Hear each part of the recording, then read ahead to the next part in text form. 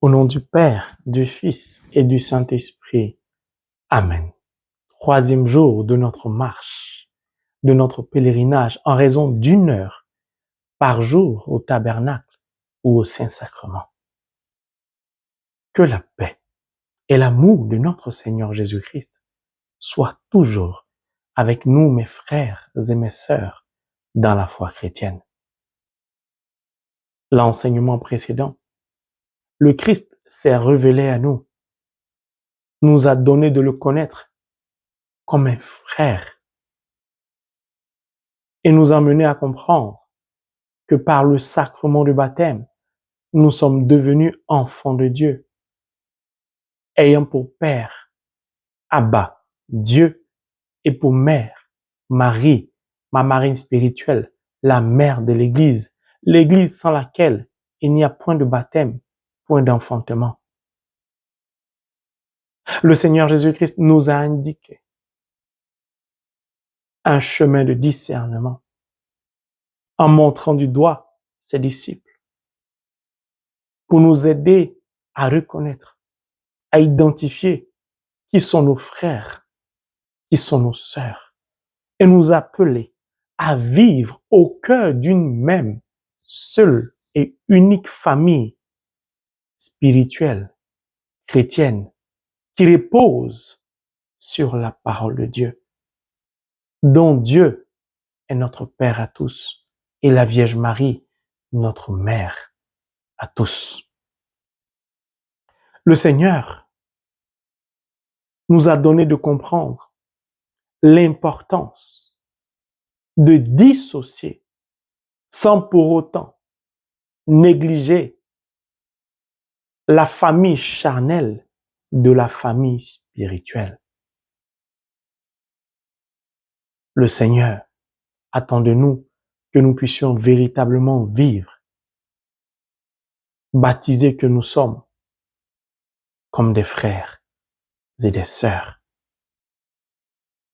qui ont reçu la même et unique éducation, celle de la parole de Dieu, the Word of God. Mon frère, ma sœur,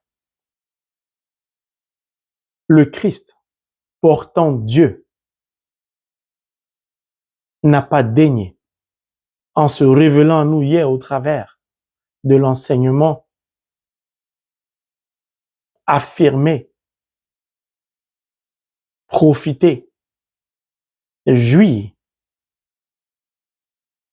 de la plénitude de la divinité que Dieu a mis en lui, faisant de lui Dieu. C'est un message profond que le Christ nous véhicule.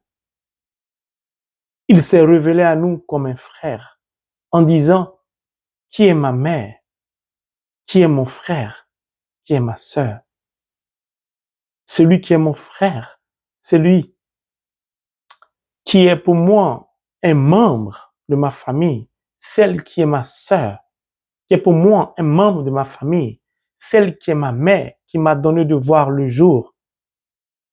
Ce sont ceux qui écoutent la parole de Dieu et la mettent en pratique. Quiconque fait la volonté de mon Père qui est aux cieux, celui-là est mon frère, est ma sœur, est ma mère. Il ne dit pas, celui-là est mon petit frère, est ma petite sœur, parce qu'il y a plus de 2000 ans que le Verbe s'est fait chair, il a habité parmi nous. Et pourtant, il n'ose pas employer un adjectif qualificatif de grand frère en nous traitant de petits frères ou de petites sœurs. C'est un langage surnaturel qui témoigne, reflète l'humilité de notre frère. Pourquoi? Parce que la vraie famille spirituelle qui répond à la parole de Dieu comme fondement n'emploie pas ce genre d'adjectif qualificatif. Parce qu'aux yeux de Dieu, Nous sommes tous égaux. Il n'est pas question de grand frère, de petite sœur. Non, ça c'est le monde charnel. Et je précise, il ne faut pas cracher sur la famille charnelle, car cela reflète le respect que nous avons les uns pour les autres. En disant, par exemple, le frange Marie, j'ai beaucoup de mamans qui sont abonnées à cette chaîne. Je les considère comme mes mères, comme mes mamans. Mais dans la famille spirituelle, elles ne sont pas mes mamans. Elles sont mes sœurs. Sinon, Jésus allait tous nous appeler petits-enfants, ou les arrière-petits-enfants, et ils en passent. Mais il nous indique le chemin de l'humilité. Parce qu'il reflète l'éducation de son Père. L'amour ne divise pas. C'est pourquoi, Acte chapitre 10, ce qu'on est, et Pierre a dit quoi? Maintenant, je m'aperçois que Dieu ne fait point exception de personne. Dieu ne privilégie personne. C'est dans la famille charnelle, on peut dire, le droit d'Ernest. C'est l'aîné d'abord qui doit parler. Et si l'aîné a parlé, c'est fini. Le dernier, on ne l'écoute pas. On peut cracher sur lui. C'est dans la famille charnelle. On peut donner le rôle de l'aîné au plus petit parce qu'il a plus d'argent. Mais dans la famille spirituelle, ça n'existe pas. Et cela est très profond. Et cela doit nous emmener à comprendre pourquoi le monde va mal. Et à comprendre pourquoi la famille spirituelle sera toujours différente de la famille charnelle. Parce qu'au cœur de la communauté chrétienne, la vraie famille spirituelle, chapitre 4, verset 32, l'amour vrai subsiste. On vit en amour, par l'amour et pour l'amour. Or, l'amour ne divise pas, ne fractionne pas. C'est pourquoi que ceux qui ont des oreilles spirituelles vraiment écoutent ce que je veux dire. C'est pourquoi je puis vous affirmer que j'ai épousé à l'église devant Dieu ma sœur de même père, de même mère, c'est-à-dire mon épouse. Pourquoi? Parce qu'elle est baptisée, confirmée. Elle est donc devenue enfant de Dieu. Elle a le même père que moi. Elle a la même mère que moi. Si donc nous sommes frères et sœurs et nous vivons notre union au cœur de la même famille, ayant reçu la même éducation du même père, c'est-à-dire par la parole de Dieu, comment puis-je la tromper? Comment puis-je enceinte une autre femme? Comment puis-je la maltraiter?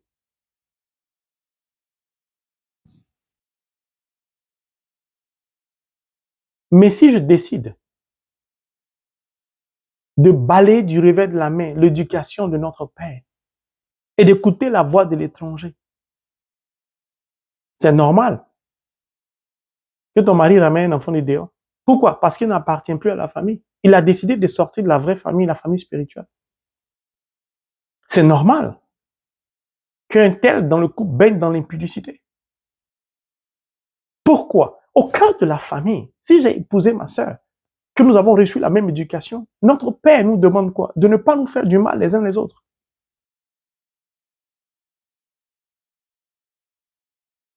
Pourquoi donc, si j'appartiens à la même famille spirituelle, la famille unique, je peux regarder l'autre, enfant de Dieu, par le sacrement du baptême et lui dire, toi, cet homme-là, je ne veux pas de lui parce qu'il est trop mince, il n'est pas joli. Je ne veux pas de cette femme, elle est trop obèse. Donc tu dis à ton père que ses enfants sont vilains. Tu dis à ta mère, est-ce que cet enfant-là est vraiment l'enfant de papa? Vous avez déjà vu l'amour donner naissance à la laideur? Nous avons beaucoup à apprendre. Beaucoup. Parce que le monde nous impacte énormément. Les désirs charnels désorientent notre pensée et réorientent notre regard dans l'obscurité. C'est pourquoi le célibat frappe beaucoup de chrétiens et de chrétiennes. Pourquoi? Isaac ne connaissait pas Rebecca, il ne l'avait jamais vue. Isaac sait très bien que Rebecca est de la même famille que lui. Je parle de la famille spirituelle. Quand on choisit son âme sœur, au cœur de sa propre famille spirituelle, on ne cherche pas à dire, on va apprendre à se connaître pour voir si nous sommes compatibles. On va essayer pour voir, on ne sait jamais. Peut-être que tu es impuissant ou bien peut-être que tu es stérile. On ne raisonne pas comme ça. On n'écoute pas sa mère charnelle qui nous dit, comme cette femme ne fait pas enfant, il faut la laisser. Comme ce monsieur ne fait pas un enfant, il faut le quitter, prendre une autre femme, ou bien va faire un enfant ailleurs. C'est qu'on n'est pas chrétien, ou on n'est pas frère de Jésus-Christ, ou on n'est pas sœur de Jésus-Christ, ou Jésus-Christ n'est pas notre frère. Mon frère, ma sœur, la parole de Dieu elle est très profonde. Jésus ne parle pas au hasard. Réfléchissons bien. Et sachons, raison gardée, appeler Jésus mon frère. Mon épouse est ma sœur. Pourquoi je vais la piétiner? Pourquoi je vais l'écraser? Pourquoi je vais l'humilier? Nous voyons en Europe, aux États-Unis, au Canada, un peu partout, quelqu'un n'a pas de papiers, on traite la personne comme un non que rien. Pourquoi? Le baptême de la personne est plus important que les papiers. Que ce soit des papiers ivoiriens, canadiens, japonais, chinois, suisses, c'est pas ce qui est important. Mon frère, ma sœur, le Seigneur nous indique le chemin de l'humilité.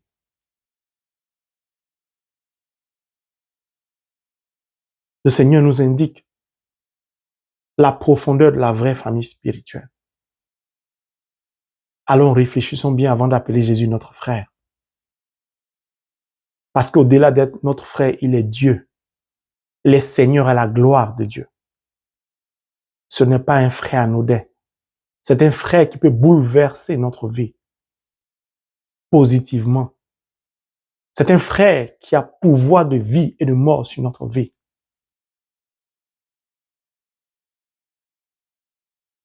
Alors arrêtons de nous regarder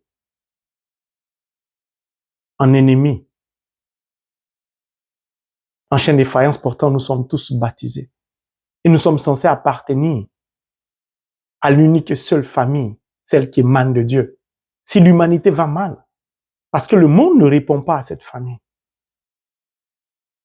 Ma famille charnelle peut être ma famille spirituelle. Si ma famille charnelle vit conformément à la parole de Dieu, on appelle deux en un. Je répète, l'unique et la vraie famille, c'est la famille spirituelle. C'est pourquoi je vous invite à lire Actes chapitre 4, le verset 32. Et maintenant, nous allons comprendre comment mieux connaître Jésus en profondeur. Hier, nous avons appris que nous sommes disciples tout au long de ce pèlerinage de Jésus-Christ, de mon maître à penser. Disciples, nous devons nous rendre à l'école. Nous devons apprendre. Dans le monde, quand je veux apprendre à lire et écrire de façon générale, je me rends à l'école primaire. L'instituteur ou l'institutrice, ou le maître ou la maîtresse m'enseigne, me communique le savoir. Dans la vie spirituelle, nous devons aussi nous asseoir au pied du maître pour être enseigné, pour avoir une connaissance suffisante, pour nous permettre de pouvoir être autonomes au cœur de la famille spirituelle. Car dans cette famille spirituelle, Dieu attend que nous soyons autonomes pour pouvoir nous porter, nous supporter les uns les autres. Tu n'es pas venu à ce pèlerinage de toi-même, tu as été choisi. Parce que Dieu veut ouvrir tes yeux, il veut faire tomber les écailles de tes yeux afin que tu vois au-delà de ce que tu avais l'habitude de voir en lisant la parole. Il veut que tu comprennes au-delà de ce que tu avais l'habitude de comprendre. Il veut t'emmener à écouter et à ne plus entendre. C'est pourquoi nous allons prendre le livre de Saint Luc chapitre 10 du verset 38 au verset 42 qui dit, je cite, « Tandis que Jésus et ses disciples étaient en chemin, il entra dans un village où une femme appelée Marthe le reçut chez elle. Elle avait une sœur appelée Marie qui s'étant assise aux pieds du Seigneur, écoutait sa parole. Marthe était très affairée à tout préparer pour le repas. Elle survint et dit, Seigneur, cela ne te fait-il rien que ma sœur me laisse seule pour faire le service? Dis-lui donc de m'aider. Le Seigneur lui répondit, Marthe, Marthe, tu t'inquiètes et tu t'agites pour beaucoup de choses. Mais une seule chose est nécessaire.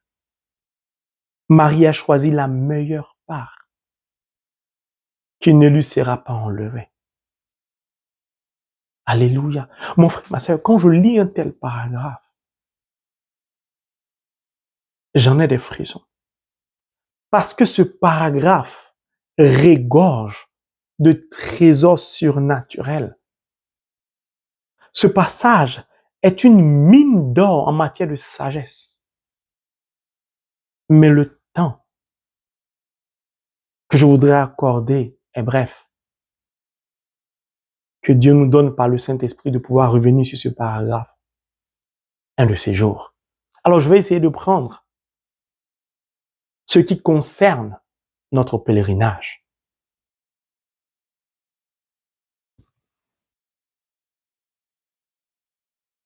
Marie et Marthe sont deux sœurs qui appartiennent à la même famille charnelle. Mais ces deux sœurs nous indiquent la différence entre deux familles, c'est-à-dire la famille charnelle et la famille spirituelle. Nous pouvons donc appartenir à la même famille charnelle, mais ne pas appartenir à la même famille spirituelle. Exemple, le frange Marie et X sont frères et sœurs consanguins de même sang. Le frange Marie est baptisé, confirmé. Il marche conformément à la parole de Dieu. Mais sa sœur X n'est pas baptisée. Et elle ne marche pas conformément à la parole de Dieu. De ce fait, elle n'est pas enfant de Dieu. Nous appartenons à la même famille charnelle, mais nous n'appartenons pas à la même famille spirituelle. Parce que pour moi, baptisé ou confirmé, qui pratique la parole de Dieu après l'avoir écoutée, Dieu est mon Père. Pour ma sœur X, Dieu est son Créateur. Et vous allez entendre beaucoup d'enfants, surtout en Europe, parler de leurs parents en disant, ce n'est pas mon père, c'est juste mon géniteur.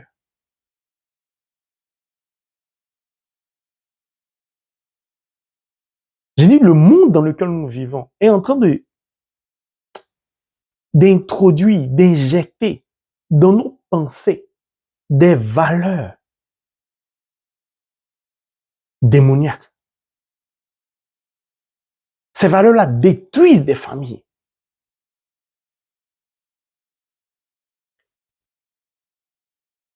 Marthe et Marie n'ont pas le même comportement, n'ont pas la même attitude. Et pourtant, elles appartiennent à la même famille spirituelle. Pourquoi? Parce que celle qui invite Jésus, c'est Marthe, ce n'est pas Marie. Donc, on peut appartenir à la même famille charnelle, à la même famille spirituelle, mais ne pas, comme chez Corneille, écouter la parole de Dieu. De ce fait, vivre dans la famille, au cœur de la famille spirituelle, mais avec une autre éducation. C'est pourquoi beaucoup de chrétiens sont frustrés. Murmurent, se lamentent. Parce qu'ils ont écouté la voix de l'étranger. Ils vivent dans la famille spirituelle avec un comportement obscur, sinistre, pervers, démoniaque. Jésus veut nous aider à nous élever spirituellement. Il ne va pas passer par 4 chemins. C'est pourquoi nous sommes à son école.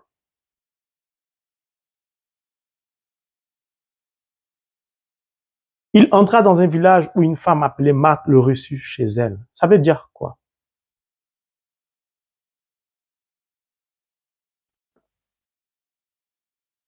Nous sommes nombreux à recevoir Jésus chez nous. Pourquoi? Parce que nous avons tous une Bible. Enfin, c'est ce que je crois, normalement, si on est chrétien. Que faisons-nous de la parole de Dieu? Comment nous recevons Jésus chez nous? Quelle attitude avons-nous à l'égard de notre invité qui est le Christ? Qui est le Verbe qui s'est fait chair? Qui est Dieu? Au commencement était le Verbe était tourné vers Dieu, le Verbe était Dieu. Comment recevons-nous notre frère? Nous l'emprisonnons? Nous le torturons? Nous le flagellons? Nous nous comportons comme les Juifs d'antan qui l'ont flagellé et crucifié? Nous le méprisons? Nous le salissons? Nous le banalisons? Nous lui parlons mal? Nous sommes arrogants, impolis à l'égard de notre frère? Comment nous le traitons? Ça paraît dur ce que je dis, mais c'est ce que nous faisons parfois. Lorsque je prends ma parole et que je l'enferme dans une valise, je laisse la poussière la recouvrir. C'est mon frère que je traite ainsi. Lorsque j'ai une Bible, ou je n'en ai pas, je demande au curé ou au prêtre de ma paroisse de me donner une Bible. Et qu'il me donne la Bible. Qu'est-ce que j'en fais? Ou quand j'ai besoin d'une Bible, je vais juste demander le Nouveau Testament. L'Ancien Testament ne me dit rien. C'est normal que je ne sache pas qu'Abraham a 100 ans, eu un enfant. Donc si j'ai 60 ans, je vais me lamenter, ah Seigneur, je n'ai pas eu d'enfant. C'est normal. Pourquoi? Parce que j'ai divisé mon frère en deux. Et si tu as divisé ton frère en deux, il n'est plus un être human being, il n'est plus un être normal. Donc, tu t'attends à quoi de lui? Parfois, vous trouvez des Bibles où tout est déchiré, les feuilles même, on s'en fout. Mais ce que je tiens entre mes mains, c'est plus important que mon salaire, que mon diplôme. C'est plus important que ma maison luxueuse, que ma voiture luxueuse, que je lave. Ce que je tiens entre mes mains est plus important que mon enfant, que mon âme sœur, que mon conjoint, ma conjointe. Comment je traite la parole de Dieu? Comment je la reçois? Comment je l'accueille? Mon frère, ma sœur, nous sommes au 3e jour, on ne plaisante plus. Le berger, mon maître à penser, veut vraiment nous faire comprendre qui il est. Pourquoi? C'est dans notre intérêt. Il veut nous voir être bénis, connaître une élévation spirituelle, obtenir tout ce que nous voulons, pour que nous puissions glorifier le Père au travers de notre joie. Parce que lui, il est joyeux quand il accomplit la volonté de Dieu. Il veut de même pour nous. Si je suis joyeux, mon frère est joyeux, nous vivons comment dans la famille? Nous sommes tous joyeux. Regardez dans le jardin d'Éden. Adam et Ève sont de la même famille spirituelle. Pourquoi? C'est Dieu qui a créé Adam. Il a façonné la femme, il a fait sortir d'Adam, il les a bénis. Ils sont devenus enfants de Dieu. Qu'est-ce qu'ils ont fait? Ils étaient tellement joyeux qu'ils ont préféré écouter la voix de l'étranger et du serpent, qui est passé par qui? Par la femme, par Ève. Ce n'est pas parce que tu es chrétien, ce n'est pas parce que tu pries, tu jeûnes, que le diable va te laisser tranquille. Mais le diable ne pourra jamais t'avoir aussi longtemps que tu resteras dans l'unique famille spirituelle. Le diable ne pourra rien. Mais le jour où un membre de la famille décide de sortir de la famille spirituelle, le mur est fissuré, le lézard peut donc entrer. Parfois, nous sommes responsables de notre célibat, parfois, de l'éclatement de notre couple. Parce que nous ne marchons pas, nous ne vivons pas au regard de l'éducation reçue par notre Père. Et lorsque notre frère veut intervenir, on ne l'écoute pas.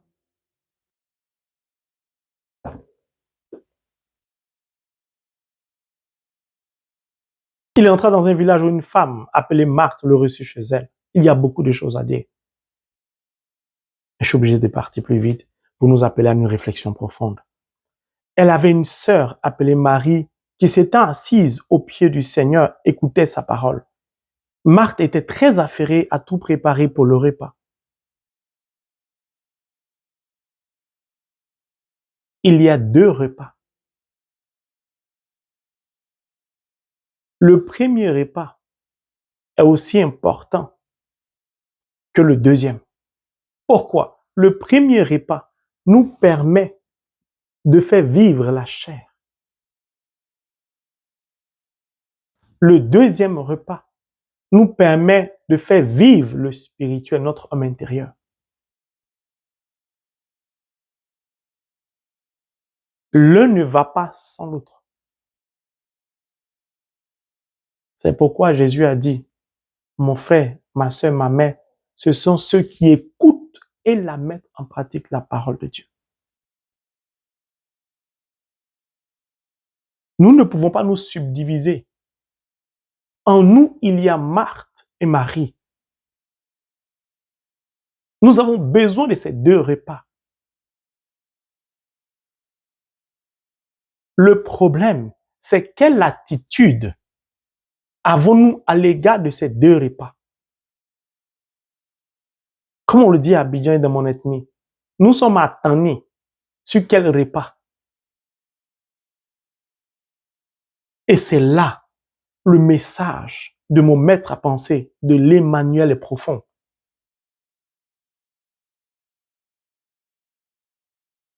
Mon frère, ma sœur, je voudrais m'arrêter là. Rendez-vous pour le 4e jour et nous allons aborder les 2 repas. Que notre Père Abba nous donne par la puissance de son Esprit Saint de découvrir notre frère, de le connaître, afin de vivre avec lui en harmonie parfaite pour la gloire de son nom. In the name of Jesus Christ. Amen.